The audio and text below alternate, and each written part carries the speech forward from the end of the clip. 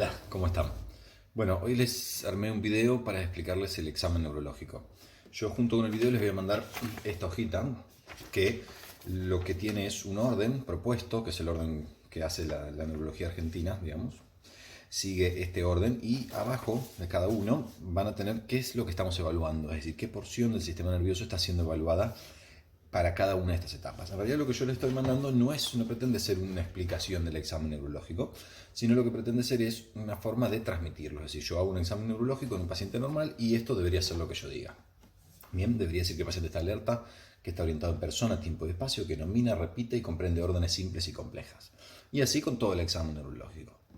Bien, esto tiene dos funciones. En primer lugar, para que ustedes puedan ir siguiendo a medida que vayan escuchando y interpretando qué es lo que sucede a lo largo del examen, puedan saber qué es lo que está evaluándose en cada momento. Y también es importante porque tan importante como hacer el examen neurológico es poder transmitirlo. Ustedes se van a encontrar con situaciones donde ustedes evalúan a un paciente y se lo tienen que transmitir un colega, o tienen que ustedes volver a verlo al paciente un tiempo después, y entonces si ustedes tienen una forma organizada y objetiva de hacer el examen, van a poder detectar diferencias que vayan sucediendo a lo largo de las evaluaciones. Y esto pasa, los pacientes van evolucionando de sus enfermedades, van empeorando, van mejorando, y el examen y la forma de expresarlo de esta forma nos permite detectar esas diferencias. ¿Bien? Entonces, esto va a ser la guía que nos va a guiar en el examen neurológico. El examen neurológico tiene ciertas particularidades. En primer lugar, que es un examen relativamente largo, es decir, que abarca muchas áreas, muchos aspectos a explorar y que entonces lleva un rato, sobre todo al principio, las primeras veces el examen se puede hacer un poco largo y tedioso, después uno va adquiriendo un poco más de cancha y lo va haciendo un poco más rápido, pero al principio puede llevar un poco de tiempo. Por eso es importante que sigamos siempre el mismo orden. El orden en sí no es importante, pero si nosotros hacemos siempre el mismo orden, nos va a permitir que nunca nos olvidemos nada o minimizar al menos la posibilidad de olvidarnos nada. Entonces, con respecto a las particularidades que tiene, el examen neurológico tiene dos particularidades en relación a otros exámenes de otros sistemas del organismo. En primer lugar, la importancia que tiene la simetría a la hora de la evaluación. Nosotros en general vamos a estar comparando un lado del cuerpo con el otro, ¿bien? Ya sea un brazo con el otro, una pierna con la otra, un ojo con el otro, es decir, vamos a usar el mismo paciente como su referencia, entonces vamos a intentar detectar esas diferencias. ¿Por qué? Porque existen dos hemisferios y entonces las lesiones pueden estar localizadas en uno u otro sitio, y entonces la comparación de un lado a otro nos va a nosotros permitir detectar más rápidamente y más fácilmente trastornos del sistema nervioso. Bien, y hablando de hemisferios, esta es la otra particularidad que tiene el examen neurológico, que el objetivo es no solo definir y poder poner en palabras exactamente cuál es el estado del sistema nervioso de un paciente, sino que nos permite a nosotros topografizar, es decir, una vez que uno hace un examen neurológico, sabiendo qué es lo que está evaluando en cada una de las etapas, somos capaces de definir cuál es el sitio o los sitios donde existe la probable afectación. Es decir, si por ejemplo uno tiene, ya los vamos a ver en el examen, pero si uno tiene por ejemplo una diplopía, es decir, ver doble, y uno evalúa que los movimientos oculares, cuando hacemos la evaluación de los movimientos oculares, estamos hablando de los pares del tercero, cuarto y sexto par craneal. Si tenemos un paciente que se refiere a diplopía, es muy probable que el trastorno se encuentre en ese lugar. La sumatoria de trastornos o de cosas que nosotros encontramos en el examen neurológico nos va a permitir topografizar la lesión, ¿no? Que es uno de los elementos muy importantes. Es importante hacer un diagnóstico etiológico, es decir, tratar de definir qué es lo que está pasando, pero también es importante definir dónde está pasando esto. ¿Bien? Y antes de empezar, yo lo que les voy a mostrar son las cosas que vamos a necesitar. Bien, en primer lugar vamos a tener el martillo. Este es una buena versión del martillo. Yo creo que tengo otra por acá, en esta, que tiene el mango distinto, pero fíjense que es un martillo grande. Van a encontrar algunos que son redondos, como si fuese un disco en realidad. Este y el disco son los martillos ideales. Hay algunos más chiquititos, que yo tengo uno acá, pero que no sirve. Este chiquitito no sirve. O es más difícil el examen, sobre todo porque para los reflejos necesitamos que sea un objeto un poco más pesado, y esto no nos va a permitir hacer buenos reflejos. Así que traten de buscar siempre de este tipo. O si les gustan los que son más como un disco. Después tenemos el oftalmoscopio. Fíjense que este es un oftalmoscopio. Hay muchas variedades distintas y de distintas especificaciones, pero básicamente tienen una luz que sale desde el centro y un visor que a nosotros nos va a permitir hacer uso de justamente la opción de mirar a través del oftalmoscopio. No vamos a ahondar demasiado en el uso del oftalmoscopio ahora, eso va a quedar para otro video donde hablemos del fondo de ojo, pero es una de las cosas que también van a necesitar. Después tenemos un diapasón, en este caso tenemos un diapasón de 128 Hz. Eso significa que cuando yo le pego y esto empieza a vibrar, va a vibrar siempre a 128 Hz, hasta que progresivamente se apaga. Vienen unos que son un poquito más chiquitos y que no tienen esto en la punta, que son de 256. De 256 o de 128 Hz, es decir, de ese número de revoluciones o de frecuencia por segundo, es el ideal para hacer el examen neurológico. Si es menos, es decir, vamos a decir en vez de 128 es de 64, ya es un tono muy grueso y no nos permite evaluar bien la sensibilidad vibratoria. Y lo mismo pasa que si es más alto. Si es más alto de 256 va a ser un sonido muy agudo o un tono muy agudo y eso no nos va a servir para el examen. Así que entre 128 y 256 es el ideal. Y después tenemos la tabla de Snell, que es esta, que es básicamente una versión en miniatura de la tabla que usan los oftalmólogos a la hora de evaluar la agudeza visual. Esto lo pueden descargar de cualquier lado y dependiendo del tamaño que tenga, más o menos es la distancia, entre 30 y 35 centímetros. Habitualmente tienen la referencia. Entonces, por ejemplo, este nos dice a 35 centímetros. Bien. Después, la linterna, hoy día con los celulares, la verdad que yo no uso la linterna, o uso el oftalmoscopio o uso el mismo celular, no hace falta. La linterna, es decir, una fuente de luz, es importante para hacer el examen neurológico, pero no hace falta tener una linterna dedicada, pueden tenerlo también. Y después vamos a ver también un poco de las tablas de Ishihara, que lo podemos buscar en el celular mismo porque necesitamos que sean en colores. Esas son las cosas que vamos a necesitar, pero con un celular y todos estos elementos, más o menos vamos a tener cubierto el examen neurológico principal. Bien, así que yo lo que les recomiendo antes de empezar a la parte del examen es que, os impriman o tengan fácilmente disponible esto para poder ir siguiéndolo a lo largo de las etapas del examen neurológico.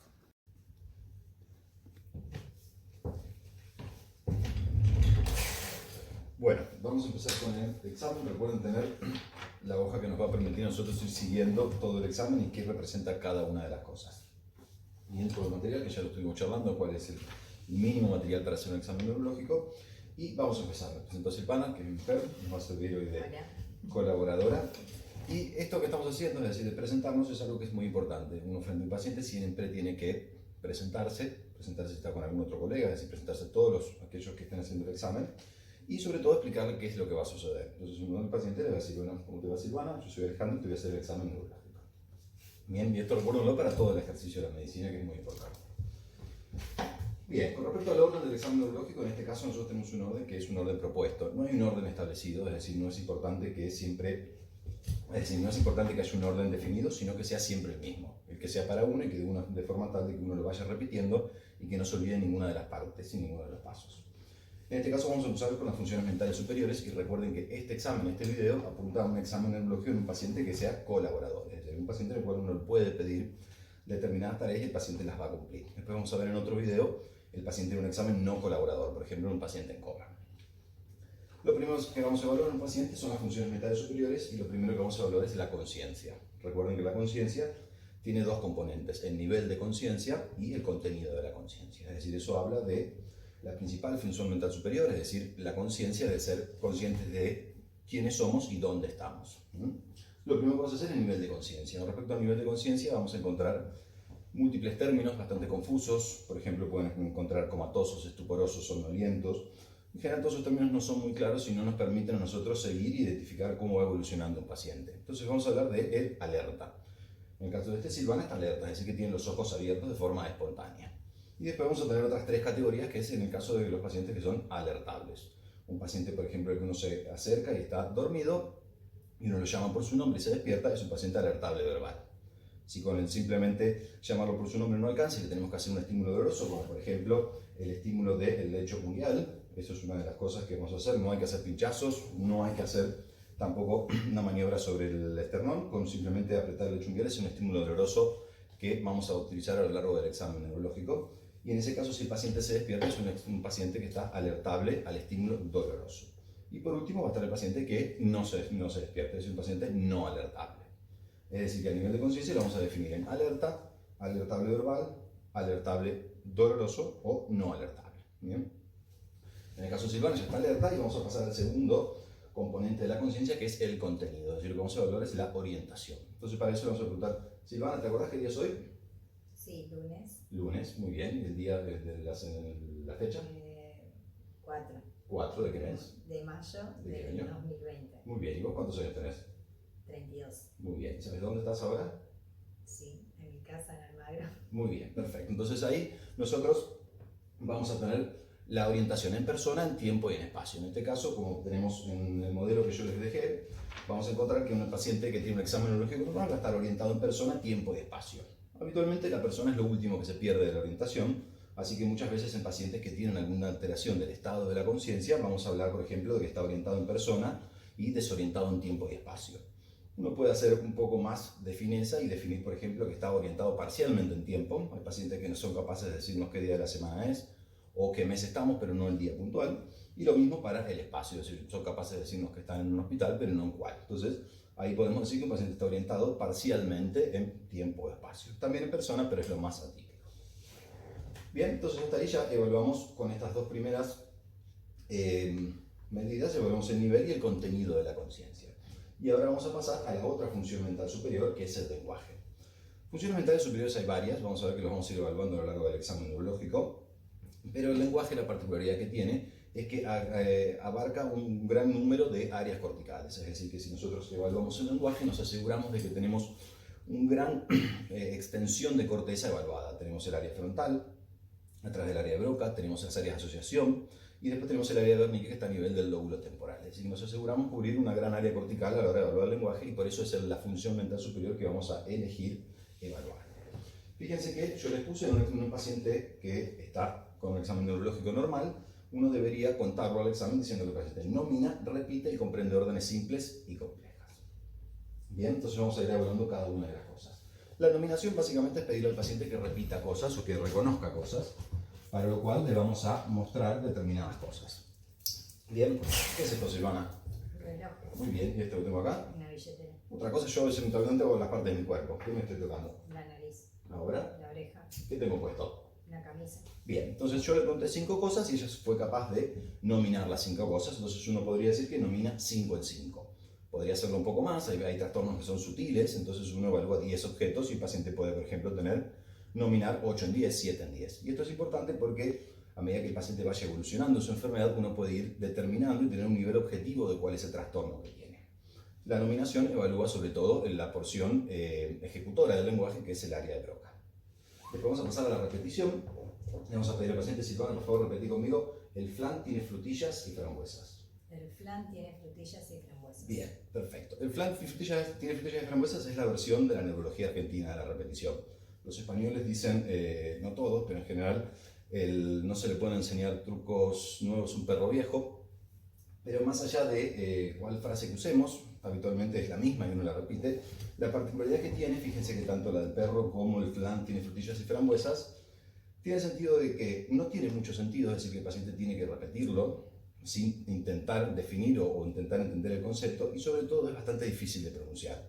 Entonces, de ese modo nosotros podemos, junto a la repetición, que es un patrimonio del lenguaje, podemos evaluar también la presencia o no de disartria.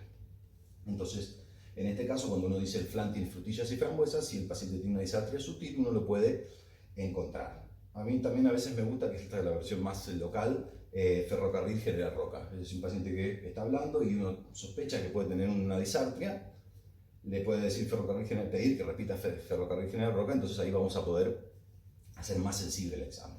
Recuerden que la disartria no es un trastorno de la función mental superior, es decir, no es un trastorno del lenguaje, sino que es un trastorno de la articulación de la palabra.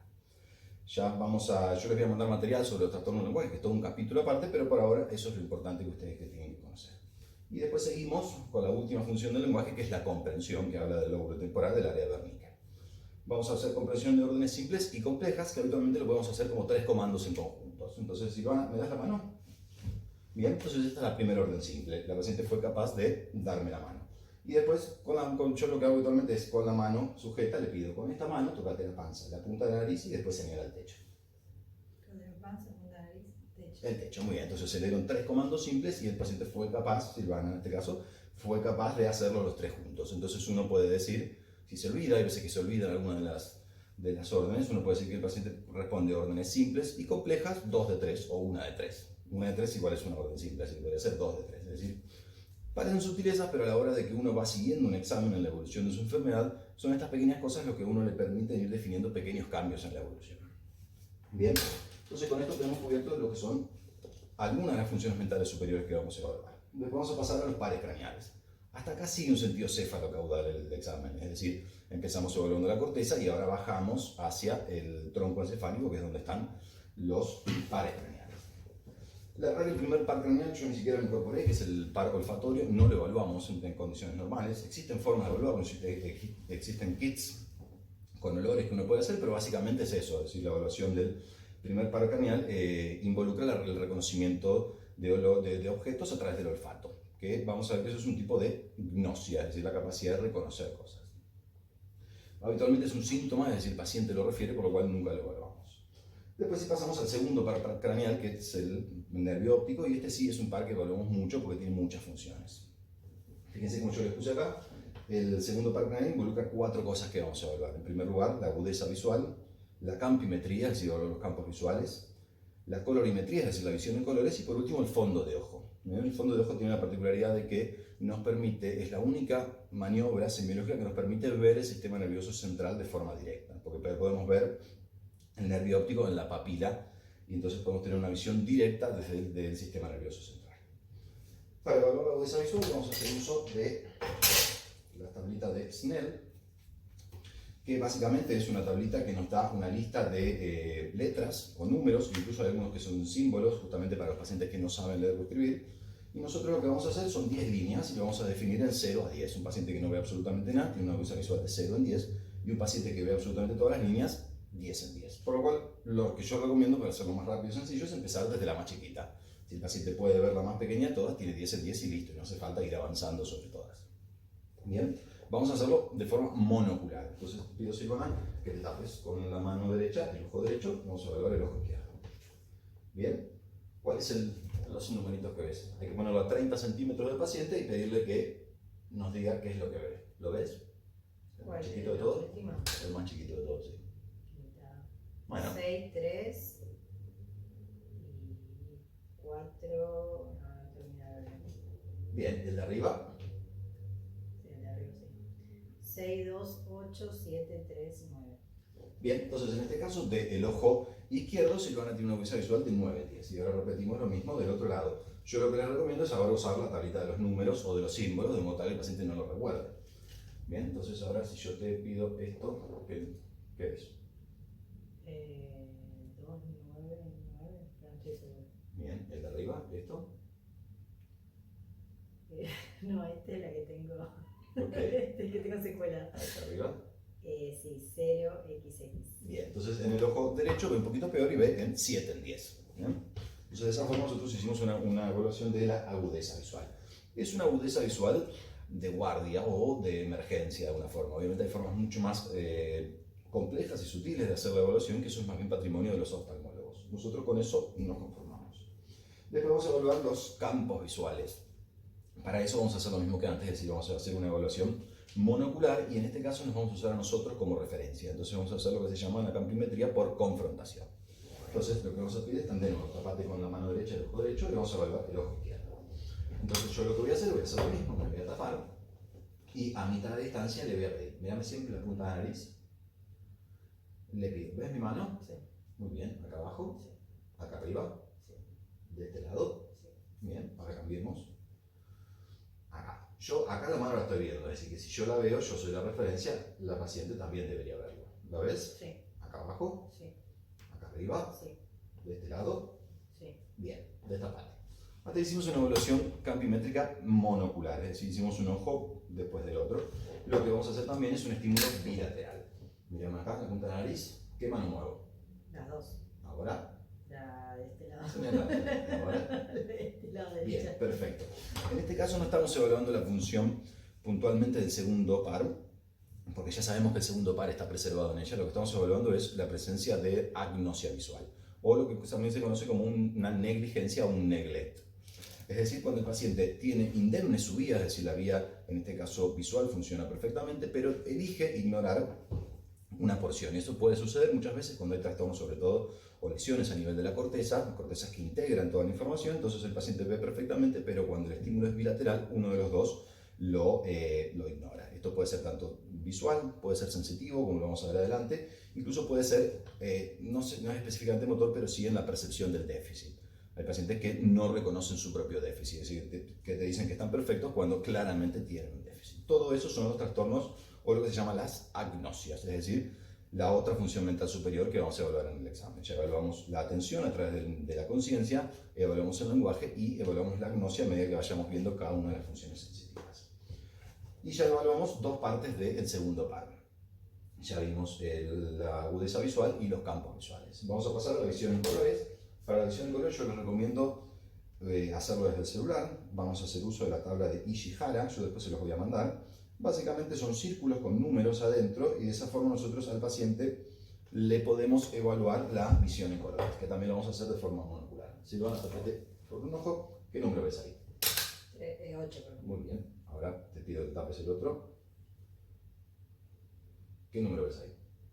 29. Bien, la tabla de Ishihara original tiene 13 figuras, así que si uno hace un examen completo debería decir que el paciente tiene una visión en colores preservada 3 en 13. Cuando hay un trastorno que puede alterar la visión en colores, esto es importante y uno lo hace así. Si no, en términos generales, con mostrarle una sola está bien, e incluso si uno no dispone del celular, no tiene señal o lo que sea, lo que puede hacer es mostrarle un objeto rojo. El rojo es el primer color que se pierde en los trastornos del nervio óptico, es decir, que si uno le muestra un objeto, en este caso vamos a buscar, hacemos un camioncito de mi nene. ¿De qué color es esto? Rojo. Bien, los pacientes que tienen trastornos del campo visual muchas veces, o del nervio óptico, refieren un apagamiento del color. Lo pueden referir como rosado, lo pueden referir como un color más apagado. Así que incluso algunos pueden traspasar un trastorno más bien color verde. Así que eso es una forma más sencilla de evaluar la visión en colores. Y por último tenemos el fondo de ojo, para lo cual no voy a insistir demasiado porque voy a hacer otro video con esto, pero básicamente vamos a hacer uso del oftalmoscopio. Y la idea es que nosotros podamos pasar, es decir, mirar a través del iris y llegar a ver la retina. Es decir, el fondo de ojo que tiene la retina y tiene lo que más nos interesa a nosotros, que es la papila. La papila es el sitio de emergencia del nervio óptico, es decir, nosotros somos capaces de ver el nervio óptico de forma directa. Bien, no voy a insistir sobre esto, después lo voy a mandar en otro video, pero básicamente son esas las 4 cosas que vamos a evaluar en el segundo par. Agudeza, campimetría, visión en colores y el fondo de ojo. Bien, después vamos a pasar, fíjense que yo, esto que hicimos todo el examen, yo lo referiría como que Silvana tiene una agudeza visual, bueno, como dijimos, 9 en 10 y 8 en 10, campos visuales conservados, visión en colores conservados y un fondo de ojo normal. Hasta ahí sería un paciente que tiene un examen neurológico normal. Después vamos a pasar a la evaluación de los pares, de lo que son los pares craneales oculomotores, es decir, el tercero, el motor ocular común, el cuarto, el patético, y el sexto, recuerden que el quinto es el trigémino, el sexto que es el motor ocular externo. Y en este caso vamos a hacer uso también un poco del segundo par, porque una de las primeras cosas que vamos a hacer, fíjense que cuando hablamos de esos pares vamos a hablar de pupilas isocóricas reactivas. Un paciente que tiene un examen neurológico normal tiene unas pupilas isocóricas reactivas. Entonces vamos a pasar al examen pupilar, que en este caso no es exclusivo de los oculomotores, sino que tiene la rama aferente del segundo par, es decir, el nervio óptico, el que permite darnos cuenta que hay una luz, y el tercer par a través de su rama parasimpática, que es el que hace el cierre del iris, que es la pupila. Bien, entonces lo podemos hacer con el oftalmoscopio, lo podemos hacer con el celular. Lo que vamos a hacer es poner la mano así, de modo tal de que nosotros vamos a evaluar ojo por ojo y vamos a acercar la luz desde afuera hacia adentro y vamos a ver cómo se produce la contracción. Bien, acá vamos a evaluar 3 reflejos diferentes. Esto que estoy haciendo es el reflejo fotomotor. Veo un ojo y veo el otro. Si me echan los dos, ante la luz la pupila se cierra, es decir, hace una miosis, en contraposición de la midriasis, que es la apertura.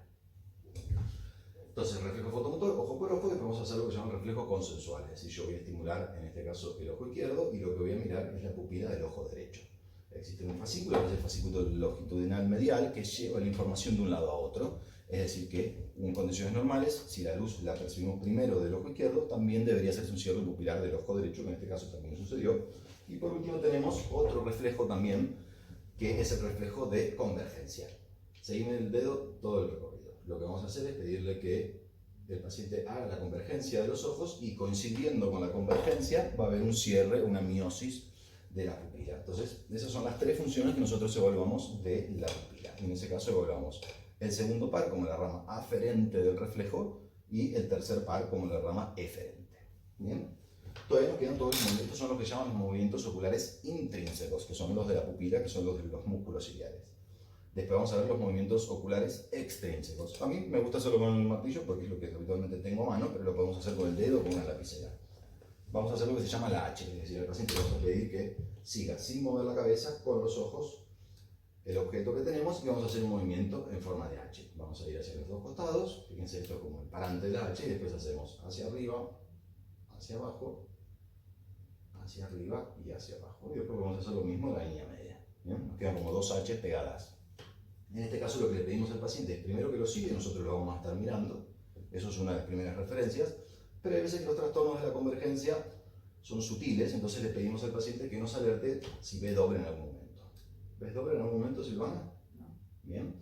Entonces, ya sea que nosotros veamos que los ojos no acompañan el movimiento o que el paciente refiera ver doble, es decir, una diplopía, es una forma de darnos cuenta que existe un trastorno a nivel de los movimientos oculares.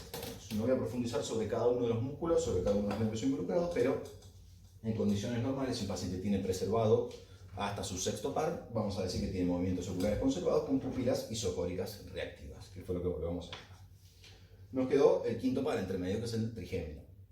El trigémino tiene sobre todo un componente sensitivo que es la sensibilidad de la cara y que tiene tres ramas: la rama oftálmica, la rama maxilar superior y la maxilar inferior. Por lo cual entonces vamos a hacer, como ya les expliqué antes, buscar siempre una simetría, que esto es muy importante a la hora de hacer el examen neurológico. Entonces, ¿sentís que te toco, Silvana? Sí. ¿Se siente igual de los dos lados? Sí. Bien, rama oftálmica, ¿sentís igual de los dos lados? Sí. Bien, rama maxilar inferior, ¿sentís igual de los dos lados? Sí. Bien, entonces ahí volvemos al componente sensitivo del quinto par, que es el trigémino. Después lo que vamos a hacer es un componente motor del quinto par, que es el componente que inerva el músculo maseterino. Entonces lo que podemos hacer es pedir al paciente que hace fuerza como para masticar, ¿no? Entonces nosotros percibimos la contracción de los maseterinos. Entonces lo que vamos a decir es que la sensibilidad facial está conservada. El componente motor habitualmente uno no lo refiere, pero también es parte de la evaluación.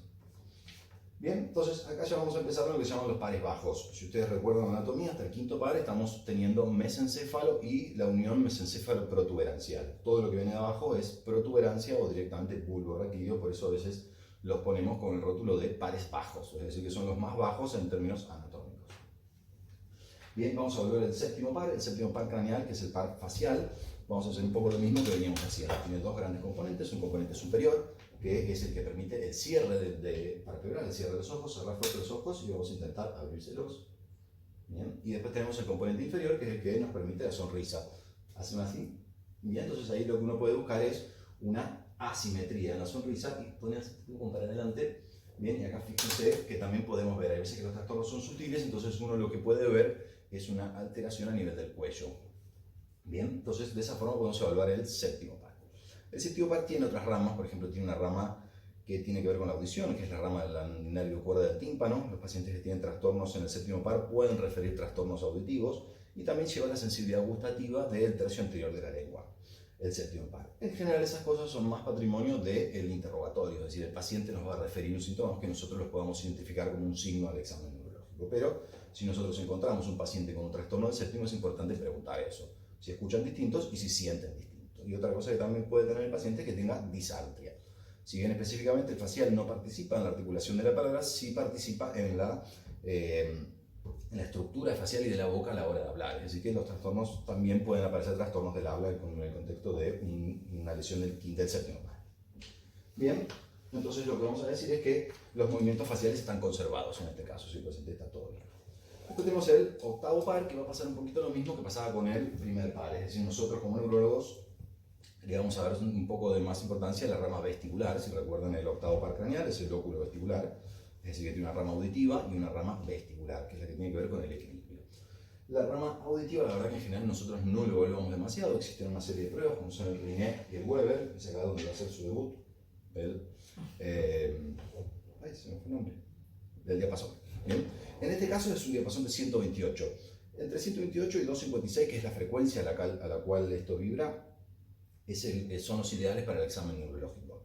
Cuando son un poco más agudos o más gruesos, ya no está dentro del patrimonio de la percepción que tienen los órganos cutáneos encargados de la recepción de la batiestesia, ya vamos a llegar a ello. Así que si se van a comprar uno, tienes entre 128 y 256. En este caso lo vamos a usar para la prueba de Riné y de Weber, que en este caso la prueba de Riné consiste en ponerle en el medio de la cabeza. ¿Dónde lo sentís, Silvana? Lo sentís en el medio. Bien, entonces hay pacientes cuando hay un trastorno que lo pueden sentir lateralizado. Entonces uno puede decir que el Riné es simétrico o lateralizado izquierda o derecha. Eso es la prueba de Rinne. Y después tenemos la prueba de Weber, en la cual lo vamos a poner sobre la apófisis mastoidea y le vamos a pedir al paciente que nos diga cuándo deje de sentirlo.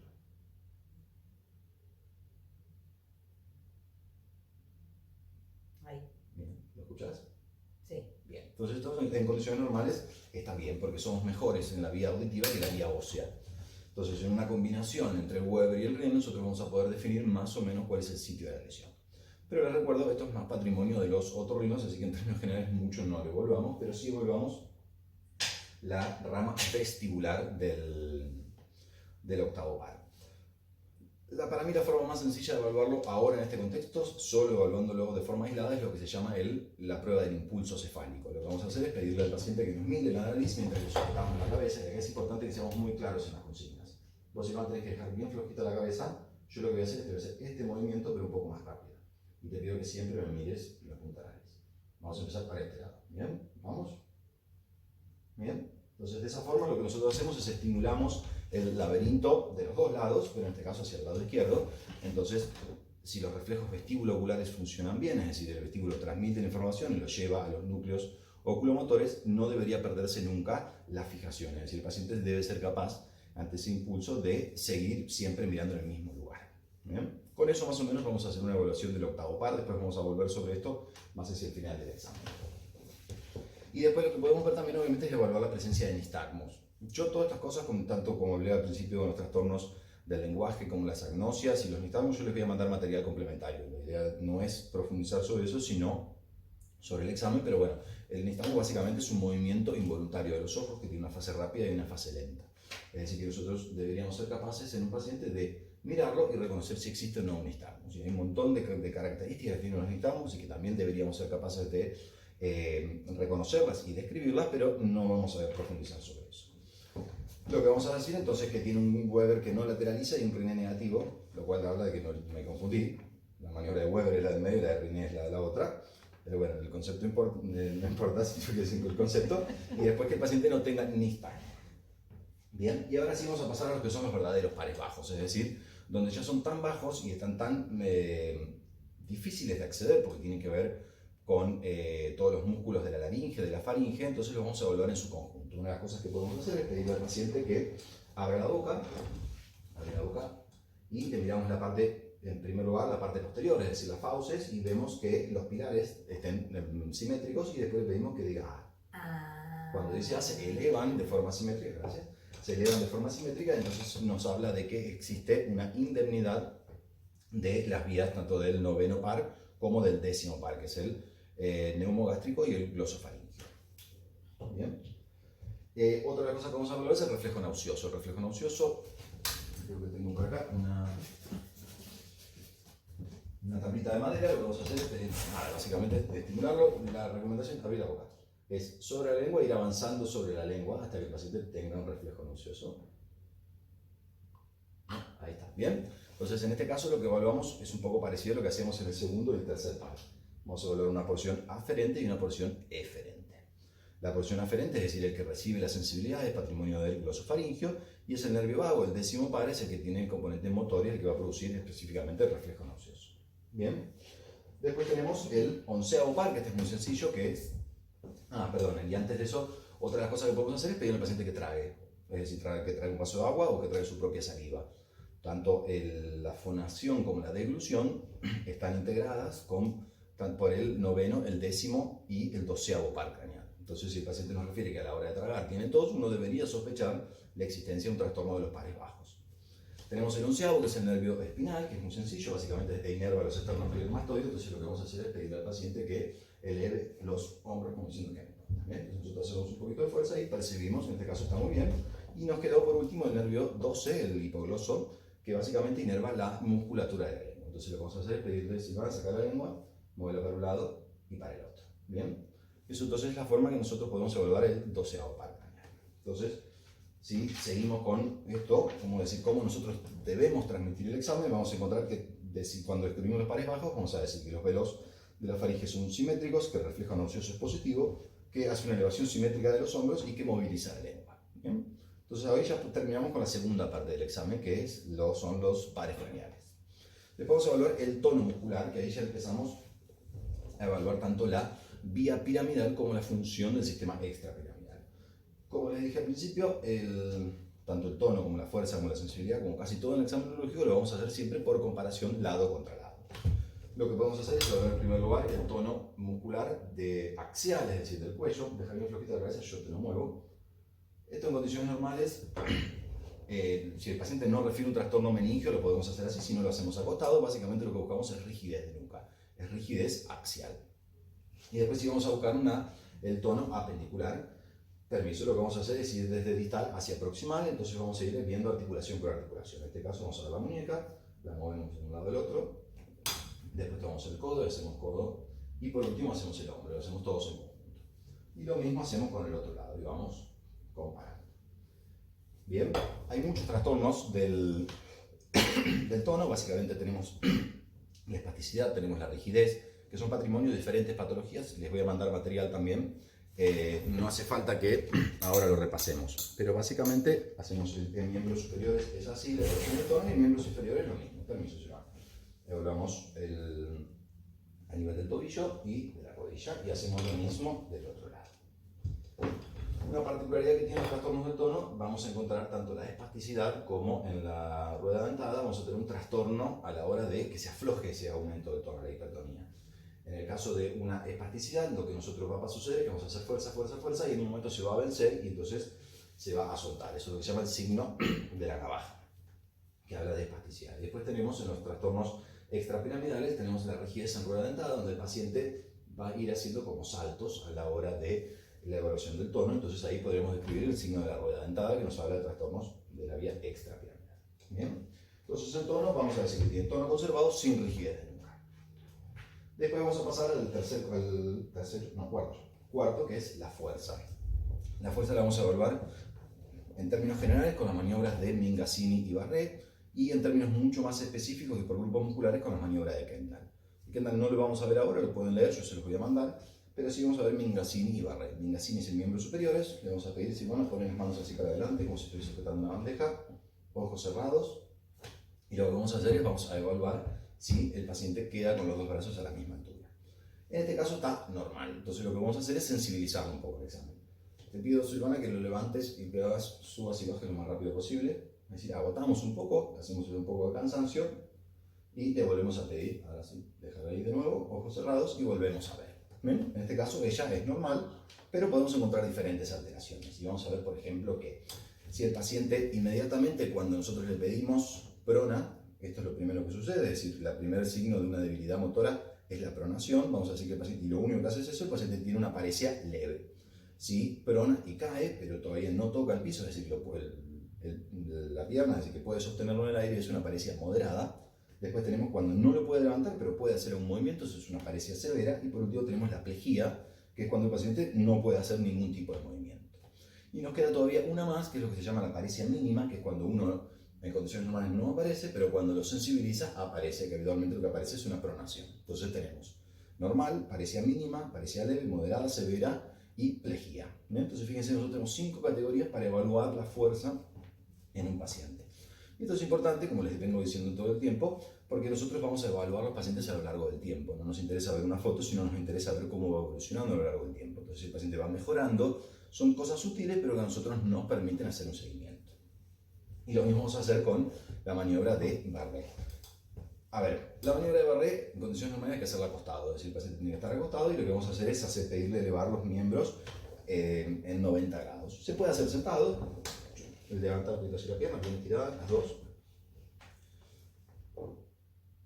Ojos cerrados, y le pedimos que haga lo mismo. ¿Sí? También sirve, las manos sin tocarse, porque ahí el paciente puede tener una referencia visual sensitiva de la posición, entonces le pedimos que haga así. Bien, cerrar los ojos, mantenerlo ahí. Y si no, otra cosa que yo hago mucho en la guardia, que es mucho más sencillo, es pedirle, ¿te puedes parar un segundito, Silvana? ¿Podés saltar un poquito sobre un pie? No, primero sobre el pie derecho y segundo sobre el pie izquierdo. Bien, si el paciente es capaz de hacer un saltito con cada uno de los pies, es probable que no haya ningún tipo de paresia. Entonces, al menos, a veces que uno no dispone de una camilla, entonces puede hacer una especie de forma rápida del Barré, y eso nos permite a nosotros identificar algún trastorno.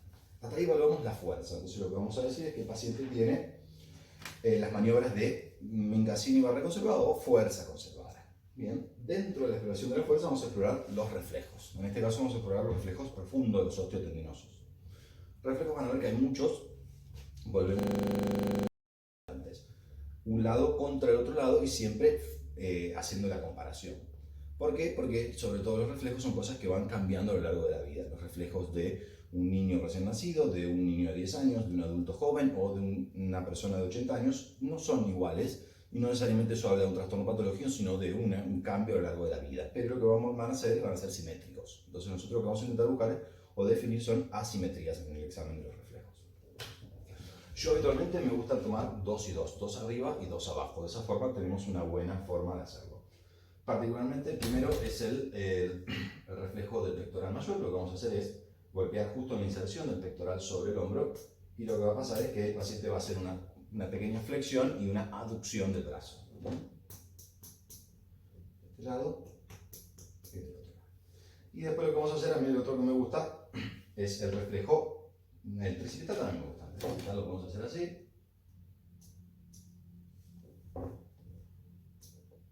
Bien, o si no, vamos a hacer el cubital. El cubital está bueno porque uno lo puede hacer casi con, no necesariamente hay que verlo, sino que lo puede sentir, casi como si fuese una palpación. Entonces uno le pide al paciente que se quede bien quieto y uno lo golpea la inserción del cubital y lo que va a pasar es que el paciente va a hacer una pronación del brazo. Bien, una pronación y una flexión de la mano. Y lo mismo vamos a hacer con miembros inferiores. Entonces yo hice 2 de arriba. Entonces ahí tengo una buena referencia. Ahora vamos a ver cómo decimos cuando un reflejo es normal y cuando no es normal. Y vamos a ver cómo se hace primero los de miembros inferiores. Entonces se lleva, vamos a hacerlo con esta pierna. Para evaluar el reflejo rotuliano, lo que hacemos es elevar, que la pierna quede colgando y buscamos la inserción. ¿Bien? Esto lo podemos hacer así como lo estoy haciendo o si no, de esta forma. Eso cada uno lo va a ir viendo. Y lo mismo hacemos con el reflejo patelar. Lo que hacemos en este caso cuando el paciente no está acostado es más difícil porque queda la pierna haciendo una fuerza. Entonces uno lo que puede hacer es sujetarlo de esa forma y golpearlo para abajo. Entonces ahí uno lo que puede hacer es buscar un golpecito. Rotuliano y patelar. Comparamos uno con el otro. ¿Cómo los categorizamos? Puede suceder que uno lo haga y que el paciente no tenga reflejos, entonces estamos frente a una arreflexia. Ese es fácil. Después tenemos las hiperreflexias. La hiperreflexia tenemos 3 formas de definirlo. Por ejemplo, con el aumento del área reflexógena. En condiciones normales, solo pegándole en ese lugar, el paciente va a tener un reflejo. Ahí yo lo estoy sintiendo, un reflejo. Pero cuando un paciente tiene hiperreflexia, si uno le golpea acá, o le golpea acá, o le golpea fuera del área reflexógena, va a aparecer el reflejo. Entonces ahí estamos frente a la hiperreflexia. Después tenemos el reflejo contralateral. Cuando hay hiperreflexia, si yo le golpeo acá y el paciente no solo lo hace del mano izquierda, sino que lo hace también del otro lado, eso es un signo de hiperreflexia también. Y por último tenemos la presencia del clonus. El clonus es cuando uno lo golpea, uno tiene el reflejo y el reflejo en vez de ser uno solo lo hace de forma repetida. Si aparecen cualquiera de estas 3 cosas, el paciente tiene una hiperreflexia. Arreflexionada, hiperreflexia, estas 3 situaciones que yo les decía, y entre medio hay una especie de interpretación personal. Queda la hiporreflexia, la normoreflexia y los reflejos vivos. No hay formas categóricas y objetivas de definirlos. Son una especie de espectro que uno lo va adquiriendo a lo largo del tiempo y sobre todo teniendo en cuenta esto, cuándo es normal y cuándo es patológico. En condiciones normales, por ejemplo en el caso de Silvana, una mujer joven de alrededor de 30 años son de los pacientes que más reflejos tienen. Y después un paciente añoso es probable que tenga muy pocos reflejos, pero uno los definiría aún así como normoreflexia. ¿Bien? Entonces, para evaluar la fuerza, evaluamos Mingasini y Barré, evaluamos los reflejos y vamos a buscar también algunos signos piramidales. Sobre todo vamos a hacer la maniobra de Hoffman, en la cual vamos a tomar el dedo mayor con nuestro dedo índice y el dedo mayor y le vamos a dar como un pellizquito a la uña. Y lo que vamos a buscar es, esto está así, en este caso ya tiene un Hoffman negativo, el Hoffman positivo cuando uno le hace este estímulo y el paciente hace así, como si fuese una pinza. Entonces hacemos de un lado y del otro. El signo de Hoffman, o en realidad la maniobra de Hoffman, es la versión en miembros superiores del Babinski. Entonces ahora sí vamos a hacer en miembros inferiores el Babinski. Las zapatillas. Bien, entonces el Babinski, acá en este caso vamos a hablar de en realidad el Babinski es el signo de Babinski cuando aparece. Lo que vamos a hacer es el reflejo plantar, así se llama, el reflejo plantar, y en este caso es un reflejo plantar con un Babinski negativo, es un reflejo plantar normal. que lo que hace es cierra todos los dedos sobre sí mismo, a diferencia del Babinski, que aparece en condiciones patológicas o en condiciones normales hasta los 2 años, cuando el dedo mayor se extiende. Entonces, en ese caso, uno diría que tiene un reflejo plantar patológico porque tiene un signo de Babinski. ¿Bien? Entonces, no es el Babinski el reflejo, sino el signo patológico. ¿Bien? Bueno, entonces ahí ya terminamos casi con la última parte, que es la fuerza. Nosotros podemos decir que tiene la fuerza conservada, que tiene los reflejos conservados y que tiene ausencia o que no tiene signos piramidales. Y por último vamos a evaluar la sensibilidad y la ataxia. La sensibilidad es una parte del examen neurológico que es bastante compleja. Una de nuestras docentes, cuando yo me formé, que la doctora Lepera, siempre decía que el examen de la sensibilidad es una de las cosas más descorazonadoras del examen neurológico porque es muy difícil. El paciente muchas veces no interpreta, el paciente cambia el discurso, muchas veces le va a pasar de que uno le encuentra algo y otro le va a encontrar otra cosa. Así que vamos a intentar hacer un examen grosero de modo tal de detectar cosas muy groseras. Hay un montón de cosas que se pueden hacer con la sensibilidad, pero en un examen neurológico normal y en un examen neurológico, llamémoslo de screening, vamos a hacer unas maniobras un poco más genéricas. Lo que vamos a hacer es pedir al paciente que cierre los ojos, poner a ambos lados los miembros y en este caso, ahora me acordé que yo realmente no lo hago, pero hagámoslo. Los puristas van a decir que deberíamos usar un algodón o una especie de telita para pedirle al paciente, y ahora que voy a explicar por qué. Entonces, ¿sentís esto, Silvana? Sí. ¿Sentís acá? Sí. ¿Se siente igual de los dos lados? Sí. Bien. ¿Por qué la idea de usar un algodón o una tela? Porque lo que nosotros queremos evaluar ahora es la sensibilidad superficial, es decir, el tacto epicrítico, es decir, la capacidad de detectar que estamos tocando algo. No queremos evaluar la presión, es decir, no queremos evaluar la parestesia, que es otra de las modalidades sensitivas. Entonces, si yo hago uso de mis manos y le toco y le hago fuerte, el paciente tal vez no sienta o tal vez tenga un trastorno en la sensibilidad epicrítica, pero no en la parestesia, es decir, que va a detectar la presión que yo le estoy haciendo. Entonces, para poder hacer una disquisición entre esas dos modalidades sensitivas, lo ideal es hacerlo con un algodón. Volvemos a lo que decía antes. En general es bastante difícil que el paciente pueda diferenciar una cosa de la otra y que nos aporte una verdadera información semiológica, pero bueno, uno debería hacerlo de esa forma. Tanto en miembros superiores como en miembros inferiores. Cierra los ojos. ¿Sentís que te tocó? Sí. ¿Se siente igual de los dos lados? ¿Acá abajo? Sí. Bien. Recuerden que la sensibilidad facial ya la habíamos evaluado con el trigémino, entonces acá completamos la evaluación de la sensibilidad. En este caso hacemos una sensibilidad superficial táctil, nada más. Entonces, para evaluar una de las modalidades sensitivas profundas, vamos a hacer uso del diapasón. De las modalidades sensitivas profundas, pues vamos más un poco antes. De las superficiales tenemos el tacto epicrítico y el tacto fino, es decir, la capacidad de detectar de forma grosera y la capacidad de detectar de forma más fina. Y la sensibilidad profunda constituye básicamente de 3 cosas. Lo que vamos a evaluar con el diapasón, que es la palestesia, es la vibración. Tenemos la varestesia, que es la presión. Y tenemos la batiestesia, que es la percepción de las propias partes de nuestro cuerpo. Es decir, yo estoy con los ojos cerrados y sé perfectamente dónde están cada una de mis partes de su cuerpo. Bueno, eso es porque hay receptores que nos dicen cuán estirados o contraídos están los músculos y las articulaciones y nos permiten a nosotros saber dónde están cada una de las partes. Actualmente no lo vamos a evaluar, pero sí vamos a evaluar la palestesia como el único representante en el examen neurológico general de la sensibilidad profunda. Bien, entonces acá lo vamos a hacer, cerrar los ojos, poniendo las manos a los costados. Y vamos a buscar prominencias óseas. Yo habitualmente hago igual que los reflejos, 2 arriba y 2 abajo. Golpeamos el diapasón, limpiamos, ¿sentís? Bien. Por comparación, como les digo siempre, ¿sentís? ¿Se siente igual de este lado, de este lado? Sí. Bien. Fíjense que cuando tengan el diapasón en la mano se van a dar cuenta que se va perdiendo la fuerza. Entonces uno debería o golpearlo inmediatamente y volver a estimularlo o hacerlo rápido, porque si no se va perdiendo y por ahí el paciente se confunde y siente que menos de un lado que del otro. Bien, ¿sentís acá? Sí. ¿Se siente igual de este lado? Sí. Muy bien. Y ahora hacemos lo mismo, podemos ganar la rótula, ¿sentís? Sí. ¿Se siente igual de este lado? Sí. Bien. Y lo mismo hacemos con la prominencia del tobillo. ¿Sentís? Sí. Bien, perfecto. Entonces ahí ya evaluamos la sensibilidad superficial táctil, evaluamos la sensibilidad profunda y nos queda una última que es distinta a las otras dos, hasta incluso anatómicamente, que es la termoalgesia. La termoalgesia uno la puede evaluar tanto con el dolor, que no tiene mucho sentido, y con la temperatura. Yo por ahí tengo unos frasquitos, no lo hago habitualmente, pero hay veces que uno sospecha, por ejemplo en el contexto de un trastorno medular, donde puede haber alteraciones parcheadas de las modalidades sensitivas, uno puede llenar 2 vasitos, 2 frasquitos, uno con agua más caliente y el agua fría y pedirle al paciente a ver si lo reconoce. Se le puede preguntar también, por ejemplo, si cuando se baña tiene alguna diferencia o siente algo raro a la hora de la percepción de las temperaturas. Bien, entonces con eso vamos a decir que tiene una sensibilidad superficial y profunda conservada, como es el caso de Silvana. Y por último tenemos la ataxia. La ataxia es la capacidad de hacer movimientos coordinados. Tenemos una ataxia tanto apendicular, es decir, la de los miembros, como una ataxia axial. La ataxia axial la vamos a hablar con la prueba de Romberg. Silvana, te pido que te pares con los dos pies juntos. Bien, en primer lugar lo vamos a ver así en condiciones con los ojos abiertos. El paciente en condiciones normales debería ser capaz de mantener el equilibrio, cerrar los ojos, Silvana, y esto es lo que se llama la prueba de Romberg, es decir, hablamos de la ataxia axial con los ojos cerrados. En este caso ella también es capaz de mantener la postura, sentate más, Silvana. Esto lo que nos habla es que si el paciente pierde el equilibrio cuando cierra los ojos, estamos diciendo que los ojos están haciendo una compensación.